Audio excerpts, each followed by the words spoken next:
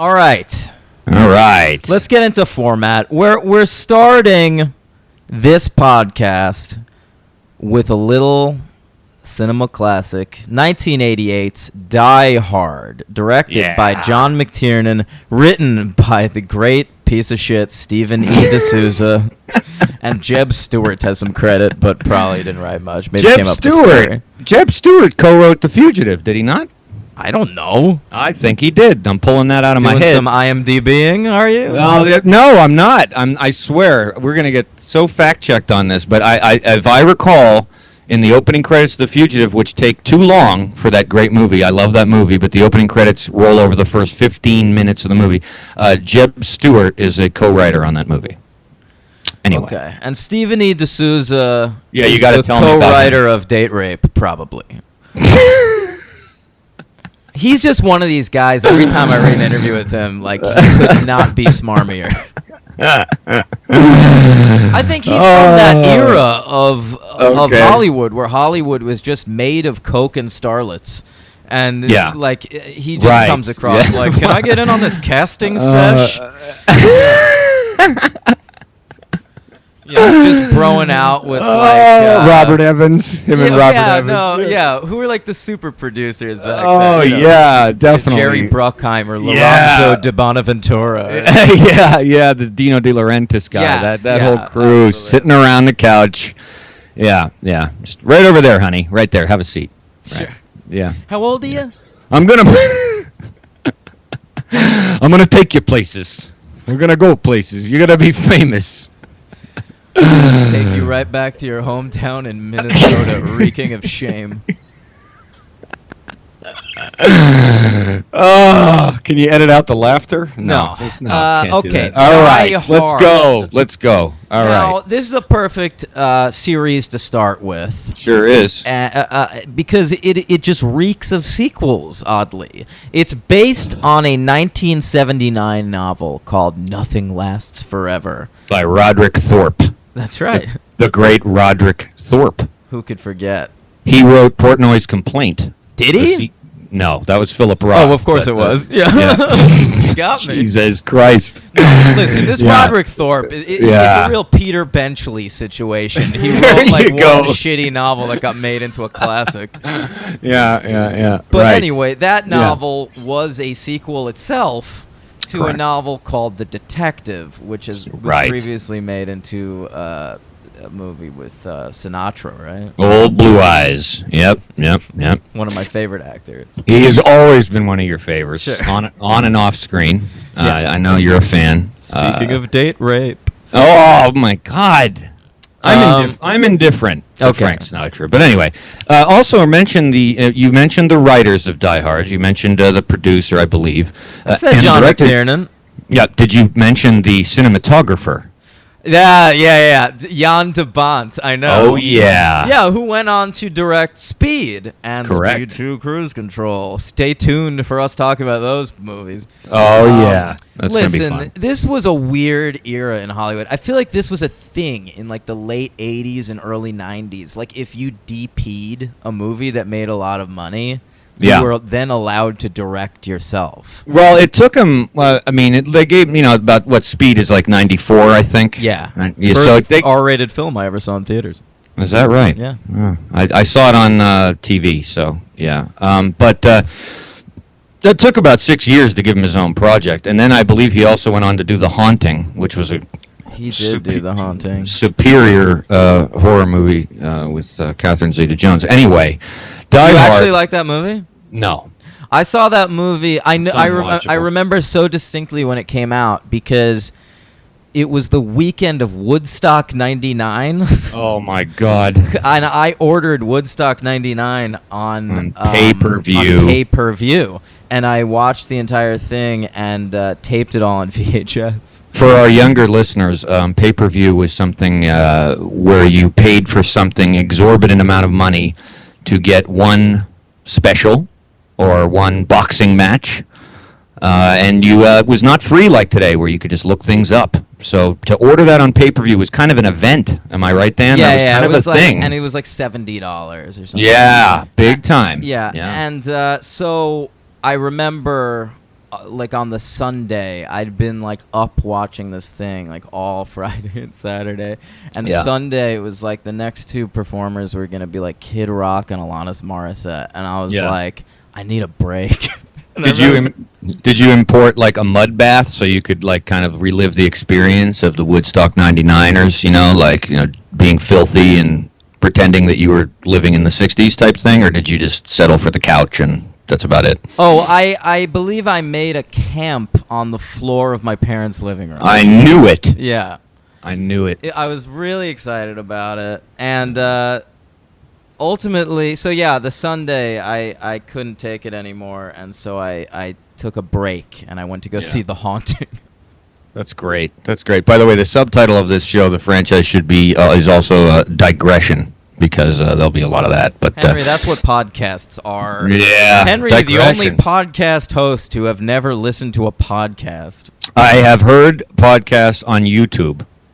Really? I paid for one on pay-per-view, but that's a whole other thing. Let's that's fine. I'm all about the digression. I like it. So yeah, Jan de Bont. He Jan. DP'd Die Hard and then got to have a little directing career. Well, so I was going to say a few things I noticed in the movie. First of all, let's just get this out of the way. Needless to say, you and me are both big fans of the movie.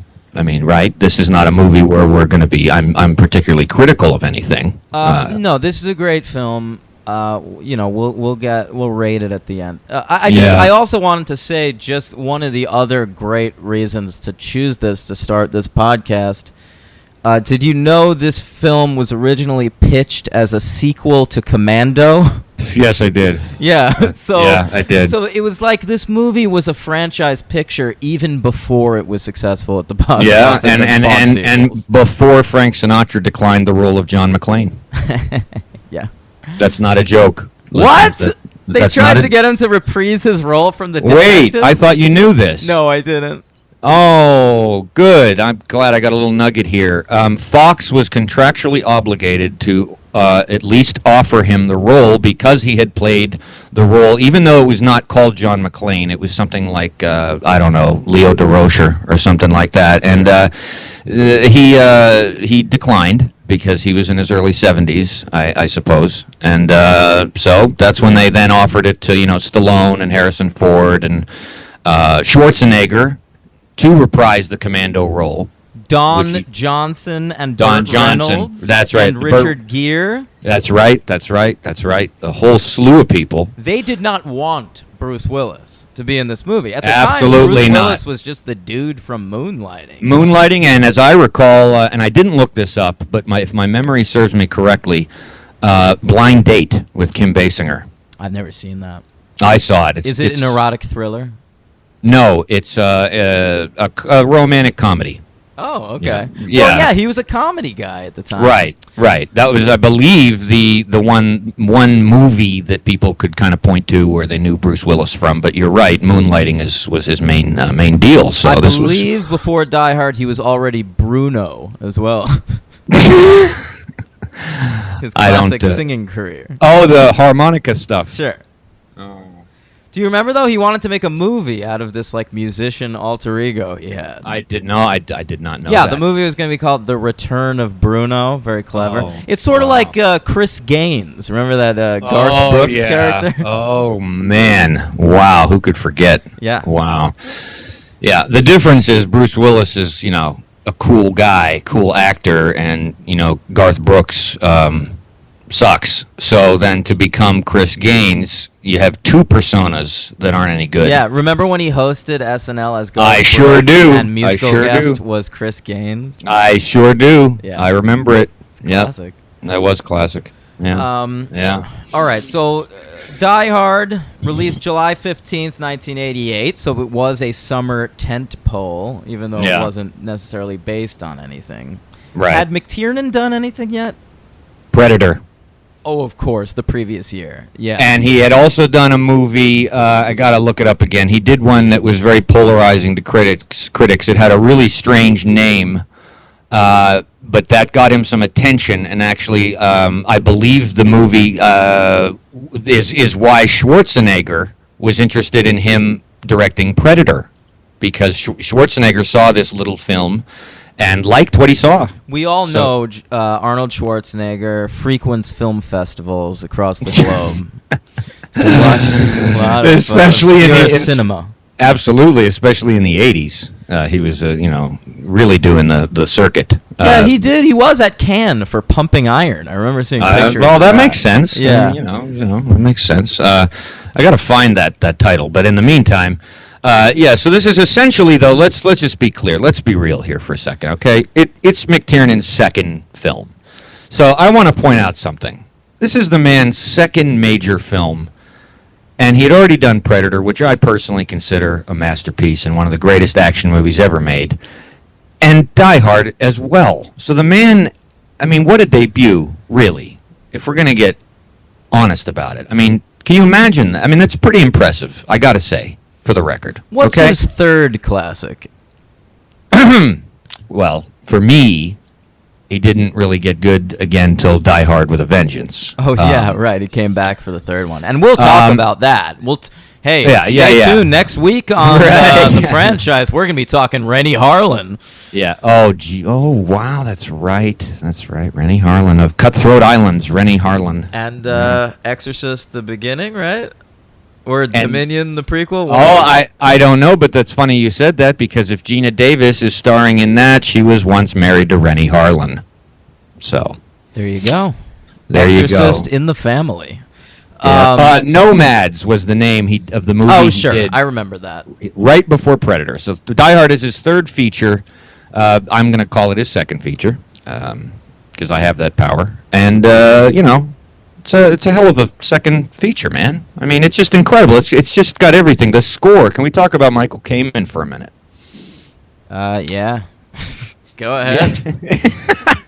I actually don't have much to say about Michael Kamen, because of his other credits aren't that impressive, and a great deal of you'll probably learn this along the way of the podcast. The scores in movies are really important to me. They stick out to me a lot, and his usage of Beethoven's Ode to Joy was one of my first introductions to classical music, and I think he uses it very effectively here, mixed in and muffled around with a lot of other sound effects and all that. But I thought that was really good, and I love just his kind of, what would you call him, Dan? You're better at this than me. The moments of supreme tension where, like, the climaxes are happening. He knows how to hit the button, kind of. Sure, a sting. A sting, when Willis is diving off the building and the building blows up and he's tied to the fire hose. The musical cue there is absolutely phenomenal. When he's shooting at the police car, when he's breaking the window, Michael Kamen's just right in there. And it's good. It's not superfluous, dumb, stupid action music like you get usually today. I'm not going to say. And in some films by Michael Kamen. And mostly by Michael Kamen. This was a high point in his career. Yeah, he's actually no longer with us, Michael Kamen. Really? No. Didn't he do the first X-Men movie? No, that's John Ottman, who does all of Bryan Singer's films. Ooh, look at you. No, I told you. I'm kind of a savant when it comes to that. Michael Kamen, Alexander Godunov, who plays Carl, the right-hand man to Hans Gruber, is also no longer with us, as is the other terrorist who fires the rocket launcher. He is no longer with us. It's kind of sad. And obviously Alan Rickman, the great Alan Rickman. Yeah, who's just unbelievable in this movie. It's unbelievable in the movie. One of the greatest, I could say that with total confidence, one of the greatest movie villains of all time. Maybe top 10. Could we say that? Could we go that far? Top 10 movie villains? He's in the conversation. Yeah, he's in my conversation. Yeah. Sure. Yeah, but him and Gene Hackman. I don't get it. He was in the conversation. Oh, yeah, right. Hey, sorry. Yeah. Listen, where were you? Like, when did you first see Die Hard? I recall. This is going back. The movie came out in '88. I was 10. I was 2. Right. I believe I saw it on television, but I may have seen it on video, because at the time I was living in Canada, and they didn't have these strict rules, as you might recall in your movie knowledge, that they used to. I know they might still have it up there. The AA rating, adult accompaniment, which was like in the middle between PG-13 and rated R. Oh, really? I don't Yeah. know that. So basically, when I was a little kid, I could rent any movie I wanted. It didn't apply at all to rentals. So I mean, that's why I saw Beverly Hills Cop when I was like 7. You know. So if I recall, it's foggy, but I saw Die Hard on a video. So that's Around when it came out. Yeah, like a year or two later. A year or two. I'm really annoyed I can't pinpoint the date, but I was struggling with that, and I can't. But regardless, I saw it when it was pretty fresh. So it wasn't like I came to it much later. Like you probably came to it much later. I didn't see Die Hard for the first time until I was 20. That's, wow. Yeah. It's weird, right? That's like 2 years before I met you. I believe I met you maybe the year I saw, or maybe a year later. We've known each other since early 2008, so. Yeah. So I watched Die Hard in the summer of 2007. And it was because I was dating. Yeah. I was dating a girl, Liz. Shout out. She's married now. She was a fan of the Die Hard films, and I'd never seen any of them. I always thought it sounded stupid. Can I just say Die Hard is not a good title? I disagree completely. I think it's a great title because it makes no sense, and that's why I love it. Yeah, it's kind of an oxymoron, and I like, die easy. How do you die hard? And he's not dying, so I never. But I think it's a great title. I just thought it sounded stupid. Like to me, it sounded like Jean-Claude Van Damme could be in it or something. I don't know how you avoided the movie that long, like even accidentally. I don't understand that. You know what I mean? Like that. Like around the time you saw that, sounds like around I was probably the age of when Die Hard with a Vengeance came out, and I didn't see that in the theater, but I couldn't avoid that movie. I mean, it was on TV constantly. I just had no interest. It was on TV, and I just wouldn't watch that. Yeah. Yeah, I would watch, an old rerun of Garth Brooks hosting Saturday Night Live.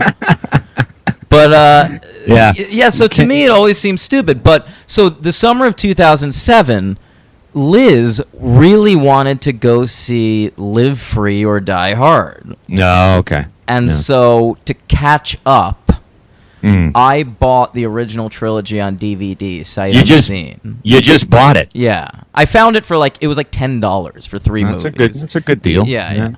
So I picked it up and we watched them. Like, we marathoned them before that fourth one came out. And what'd you think? I liked it, but I didn't yet love it. But I found myself, after Liz and I broke up, going back to it a lot. Okay. So I've seen that first Die Hard movie at this point probably like 6 times, which is a lot for me. Yeah, that is a lot for you. I mean, I've seen the first Die Hard so many times, I don't know how many times I've seen it. I couldn't count. Right. Not just because I own it, but I've just always come back to it. It's in my pantheon of my favorite movies of all time. So it's just something I've just seen so many times. Sure. And I wanted to point out something else that I actually did notice for the first time watching this a few nights ago. Blow my mind. Well, I don't know if it'll blow your mind. The one is a plot point that might blow your mind, but the other ones are just things that were, I don't consider Die Hard a dated movie in the sense that it completely works today. The dialogue, there's no real kind of kitschy 80s-isms or anything, but you know what is interesting? I noticed right away, within the first 10 minutes, it's very 1980s because we have a cocaine reference. There's a lot of coke flying around. Right, a lot of. I'm sure there was too. Yeah, a lot of coke flying around. Back in Stephen E. D'Souza's trailer. Right. And the whole fixation with Japanese business taking over. That's true. By the way, also in the first 20 minutes of the movie, there's boobs for no reason. And that's right. not a thing you see a lot now. Just You're right. Gratuitous, yeah, just totally gratuitous pointless, no boobs. need. Yeah, no need. And then there's But- even more later. Remember, like McClane just walks by, like just Yeah, he a touches naked the picture. lady on the wall. Yeah, he's like, "Hey, honey." Yeah, he touches the picture. Yeah, that's very funny. Yeah, it's I don't know. That was the time. You know, they didn't care.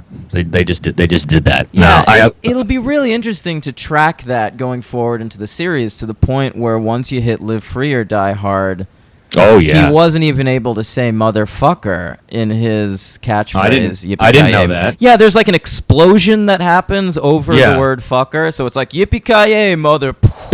Yeah. Oh wow, we both did the sound effect Yeah, there. yeah. I like that. I heard. Another thing was that I noticed that I had never noticed before was there's a little Ghostbusters casting connection going on. The reporter, played by William Atherton, Of course. is Walter Peck in Ghostbusters. Yeah, I know that. Well, but William Atherton is a guy that Yeah, he's all over the plays place. a smarmy piece of shit in probably Right. 100 things. And he's so good. And the other one though that I Wait, this might my favorite thing about William Atherton, yeah. he was offered the Michael Rooker role in Mallrats. Really? And he turned it down because he said the script was too childish. And then the film he took instead was Biodome. Wow. Yeah. Well, you see Pauly Shore's name attached to a project, you get excited. Ooh, do we you have know? a Pauly Shore franchise we can talk about? Nah, I don't we think didn't. He ever we didn't. did a sequel. I don't think he made it that far. They just kept thinking, you know, one will catch. We'll get one of them to catch Well, on. they did. I saw them all in theaters. You would have. I didn't see one of them. Yeah. Oh, he's in Yeah. the army now. In the film, in the army now. I'll go see it. Okay. Well, I don't know, buddy. I was never. I remember him from MTV. You know, I was a teenager when he was Sure. big. The but Weasel. no. Oh my lord. But here's my other noticeable casting thing, real quick. Another in Ghostbusters 2, the evil Vigo in the painting is one of the terrorists in Die Hard. Oh, that's amazing. I can picture it. Wilhelm von Homburg, who was a professional wrestler before he became an actor, and he is also dead. Yeah. But, Well, all yeah. wrestlers are dead. Right. That painting Yeah. is going to be a lady coming up. I don't- Of course it is. Yeah. No, is it real? No, it's not. I Is that don't true? know. No, yeah, they could. They could do it Yeah. if they're reprising it. It looks really good, the new one. So, anyway, yeah. So, those were my little observations on that front. But I thought the cocaine was really funny. That made me laugh out loud. Did you ever wonder how well paid Argyle, the limo driver, is to offer to stay for John McClane till he sorts things out with his wife? Well, Die Hard really needed a minstrel show to pop up every few minutes. Argyle is the worst character in this film. Oh, It's so crazy that Stephen E. D'Souza decided it was important for John McClane to have multiple black sidekicks. yeah, I guess he has, right, he's got Reginald Val Johnson. Yeah, and he's who's got actually Argyle. a character. Right, I right. quite Yeah. like the Reginald Val Johnson. Yeah, and he's fleshed out. He gives Yeah. the backstory of why he's a desk jockey and all Can that. we talk about that? I haven't watched this movie in a couple of years. Certainly since, things like Ferguson and Trayvon happened. Right. Isn't it crazy that they're trying to make one of the most sympathetic characters in the movie a cop who shot a kid? I never thought of that. That's, wow. Yeah, that's amazing. Like his That is big amazing. moment of triumph. That's he true. hasn't Kill- been able yeah. to use a gun Right. since he shot a 13-year-old boy. Mhm. And at the end of the movie, he's like, "Yay, I can use my weapon again. I Right, got through right. that mental block." That Right. is so crazy to me that That we're is supposed crazy. to be like, "Awesome, that cop can kill people again." Right. Well, he kills a bad guy, in all fairness. It's not like he went back out in the street and killed another kid. I don't but, trust Vel you know. Johnson on the street. Yeah, I wouldn't either. I mean, I wouldn't want to be taking my kid around there with his ray gun or his squirt gun if he's out there shooting things. I don't want to be Stefan or Kel near that guy. Plus, he's eating too many Twinkies. I mean, he's got the sugar syndrome. What was it? The guy who shot Milk, Harvey Milk. He claimed that he was Oh, yeah, high the on guy. chocolate bars at the time. Yeah. Josh So, you know, Brolin. Yeah, Josh Brolin, when Josh Brolin shot Harvey Milk. Yeah. It was a rough career. How did Josh Brolin get past that? Yeah, it Just could have kept really acting? hindered his career. He just kept acting. Anyway, I guess Hey, listen, if he could get past Jonah Hex, he could get past anything. you're goddamn right. He found a country for old men there. Yeah, Jesus. Yeah, that was supposed to be a franchise. Jonah Hex did not happen. No. My mom worked with Reginald VelJohnson's brother for years. Really? Yeah. Is that right? Yes. What a little factoid that is. I know. Doing what? Teaching like middle school. Oh, okay. Yeah. Teaching kids with ray guns? Yeah, just shooting kids, basically. Okay. Oh, that's Yeah. what they were doing. All right. I figured Runs it had in to- the family. Right. Remember that classic film? with Come out to the Douglases? coast. Can I say one of my favorite lines from Die Hard that nobody ever says? Yes. I love it. When he's in the venting shaft, in the air conditioning shaft, Mm-hmm. and he can't see, so he puts his lighter on, and he just kind of a self-referential thing about what his wife must have said to him coming out there. And he goes, yeah. I love that. He goes, Yeah. come out to the coast. We'll get together. Have a few laughs. I love that. It's such a nice touch. That You know, whole it's sequence is really good. I like now I know what a TV dinner feels like. Yeah. Yeah. Bruce is great. Listen, Bruce. I love that he says pops. TV dinner. TV Yeah, I dinner, know. another 80s thing. Yeah. Bruce Willis just pops in this movie, man. Like, he's a star from moment one. And I you know agree. what? Like, I watch Moonlighting, and he's Yeah. good in that show. Like, Yeah. he's very funny. His comic timing is really good. And I don't think I ever saw Moonlighting. I know my mom was a fan. it's a good show. It kind of I know. holds up, except for the Yeah. last season. But Uh-huh. he was distracted. He was a movie star already. Right, obviously. But I just think like he's got a star quality in Die Hard that he never really had before, and I don't know if we credit it to. I guess we just have to credit it to him because it's not like he went away after that. Like he's still kind of a movie star. So of course he is. What do you Yeah. mean, kind of? Of course he is. He's like an Expendables kind of movie Well, star. I know, but I mean, he's Bruce Willis. He's one of those guys that you say his name, you think Hollywood, you think movie star. It's not. It's a. It's like a Tom Cruise type of thing, maybe. No, Maybe- it's not. You don't think? No, because he's one of these guys. He's where, not as bankable anymore? No, or- when you look at his Yeah. IMDb page now, in the last Oh, yeah, 5 well, years or something, sure. you'll see movies you've never heard of. Sure, Like probably yeah. straight to DVD, like a Val Kilmer, you know? Oh, that made me sad. I like Val Kilmer. We'll talk about him. Yeah. Another thing here. Another casting thing I found fascinating. You know Robert Davi? No. Okay. Well, he plays Special Agent Johnson, the white one. Sure. A year later, he was the villain in License to Kill. So this movie obviously gave him a little boost. And Yeah, then he he's kinda, good. He's got a good face, you know? Oh, great face. Yeah. Great face. Yeah. This Die Hard was cast. The launching pad. Yeah, it was cast by Jackie Birch.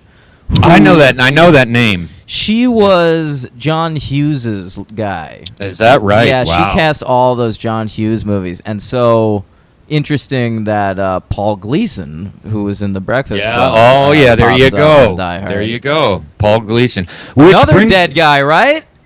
Paul Gleason? I think he's dead. Oh, that's a shame. I didn't know that. That's possible? I'm pretty sure. You could be right. I really don't know. Can I give a quick shout out to Bonnie Bedelia? I love Bonnie Bedelia. If she's listening, Yes, I love you, which Bonnie she is. Well, obviously she's listening. I didn't. It was she always thought she was great. She's great in Presumed Innocent. I just love her presence, and her character in that movie. She's just great. I love her in Parenthood. I was a big fan of that. Oh, that's a guy. I haven't seen that one in a while. No. Wow. The TV Parenthood. Oh, Another movie turned into a TV series. That's funny. Yeah, but but- that's funny that you thought of that and I thought of Steve Martin's thing. Yeah. Yeah. You are right about Paul Gleason. Yeah, I just He looked died- it up too. Died in 2006. Yeah. Yeah. He's from Jersey City. My stomping grounds for a couple of years. Okay. I love the moment, which I never noticed. Did you ever notice in the beginning of the movie when Ellis, the obnoxious cocaine addict Ellis, tells Holly McClane to show John McClane the Rolex watch that they gave her as a gift for being such a great businesswoman. Okay, you remember the scene I'm talking about at the beginning? Yeah. Okay, well, for the first time, I noticed that at the end of the movie, when Hans Gruber is hanging on for dear life after he's shot and he's pushed through, spoiler alert, pushed through the window. He's holding on to the Rolex. He's holding on to the Rolex, and the way that they save themselves is to let the Rolex go. So symbolically, it occurred to, it put into my noggin. She's, the watch actually saves her and her life, and maybe she's gonna let go of the Nakatomi thing. They're gonna get back together. Of course, we'll find out what happens later. But wasn't that interesting? I thought that was interesting. There's got to be something to that. There's got to be something to that. Yeah, I already knew of this theory though, because it was mentioned a couple months ago on Doug Loves Movies, the podcast. Okay, well, fuck you then. Yep, right, sorry to fucking break your story in half. That's fine. I appreciate it. No, I appreciate it. It doesn't matter. You're not going to take away from the fact that I was proud of myself for noticing it. So. Oh, that's fine. Yeah. I will say, you were saying, how did Die Hard escape you for so many years? Yes. It didn't totally, which has just occurred to me. Before I ever saw Die Hard, I owned a Die Hard video game. Oh, was that Nintendo? It was. This particular one was for PlayStation 1. Oh, that's after my time. Okay. It was called Die Hard Trilogy. Wow. And it was really interesting. It had 3 games in one. So the first game was like a third-person action game, right? Yeah. So you're John McClane, you're watching him, and he's like running through the Nakatomi Plaza, and he has to collect hostages and set them free. And when he sets them free, he says, "Happy trails." There were like 4 lines. So when I watched Die Hard for the first time, I was like waiting for these lines. They were just things he said. He goes, "Sure, yippee-ki-yay, no motherfucker." Right. He said, really not in the video game. Yeah. He says, rated E for. When he finds a hostage, he goes, "You want to stay alive? You stay with me." Yeah. So there were like a few lines like that in the game, and they used like Bruce Willis's voice or a very convincing sound-alike. And that's awesome. And so the second game was a first-person shooter where he's in the airport, and you're seeing it from like the gun barrel, like that kind of thing. Oh yeah. And the third game was a driving game where like he's in the taxi. That's the whole game? Yeah. From that scene of the movie? Yeah, he has to drive around and like stop bombs, basically, from destroying the city. That's funny that they picked that scene to make the video game out of all things, you know? Well, I think they just wanted a different thing. Like, you could make a Die Hard game out of any of these things as an action game or a first-person shooter. But they wanted to go a little interesting with that third one. That is interesting. Yeah. I also noticed a little quote that I'd never paid attention to, but then, now that I was watching it with McTiernan in mind, there's a little shout-out in Die Hard to Arnie. Did you catch that? I did, yeah. Schwarzenegger's referenced at one point. Right? I love that. Yeah, I love that. When he's talking to Reginald Val Johnson and he says, there's enough plastic explosives here to orbit Arnold Schwarzenegger. Pretty good. Is John McTiernan a director where, like, you sometimes saw... did you see movies specifically because they were directed by John McTiernan?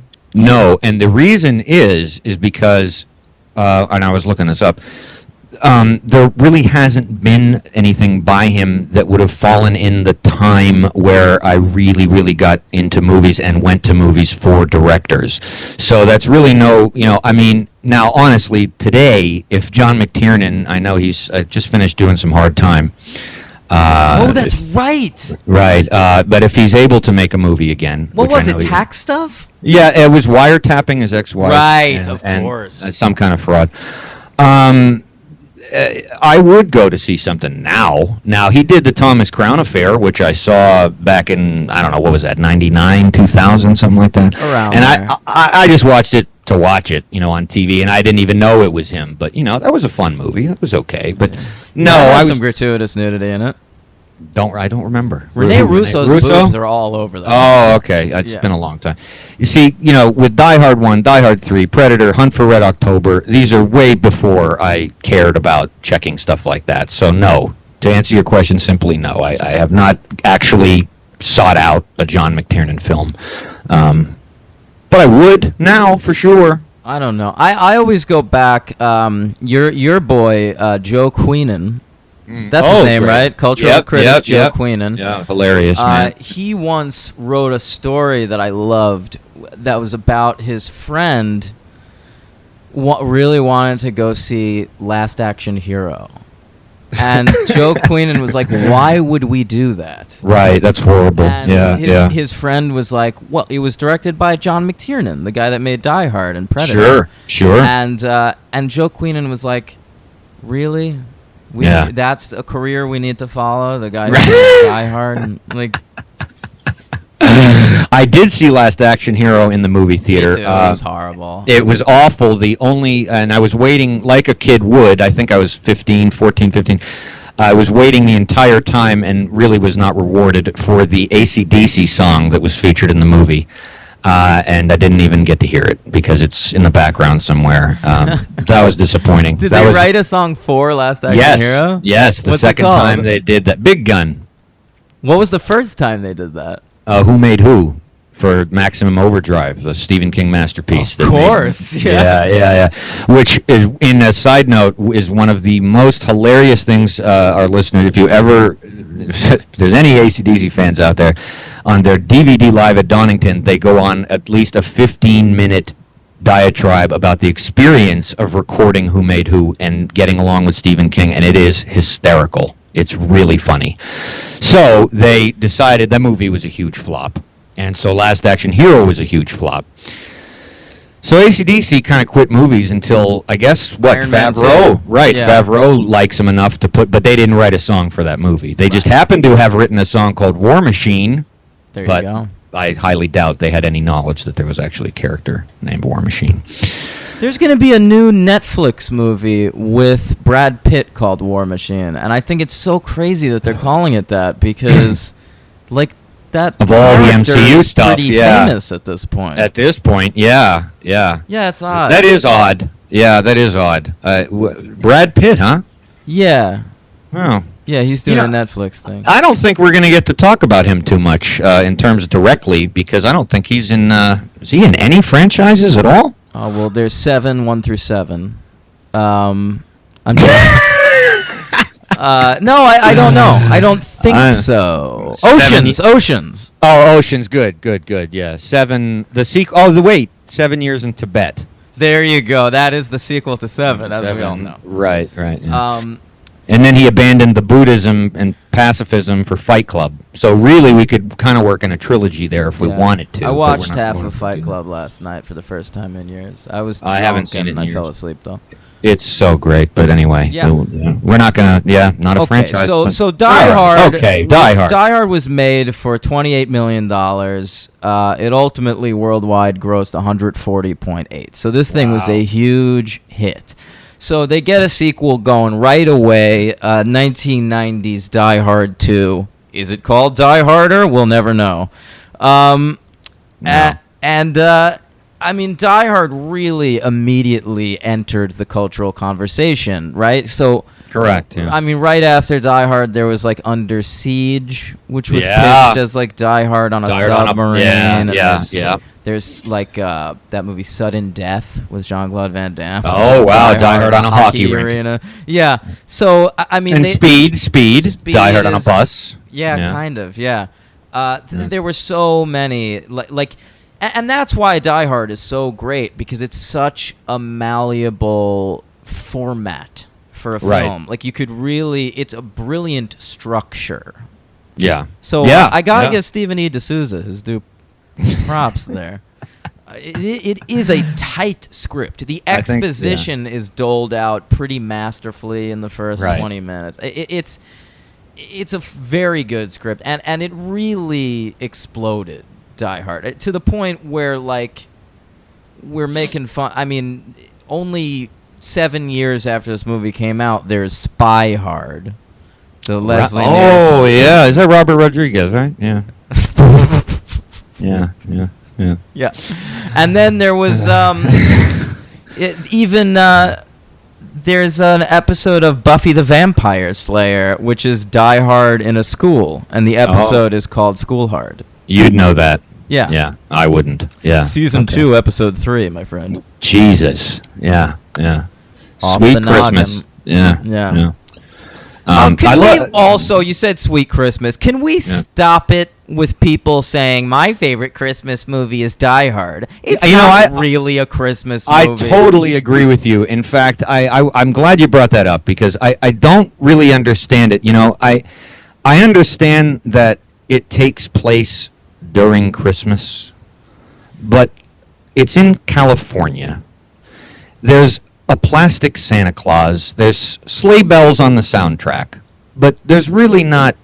I mean, what is there anything in the movie really? I mean, besides the Gruber sings a Christmas song at one point. But whose fault is that? But honestly, Dan, whose fault is that it's people call it a Christmas movie? I mean, they play "Let It Snow" at the end credits, so I mean, think it was just a clever thing that people who hate Christmas movies started to say. Like, if someone asked them about their favorite Christmas movie, they'd say Die Hard's my favorite. I've heard Dan Harmon say that, who's the creator of Community. I've heard a lot of people say it, and people I respect even, because probably the first person to think of that as a jokey answer, that is pretty funny. But let's stop. Let's all agree to stop.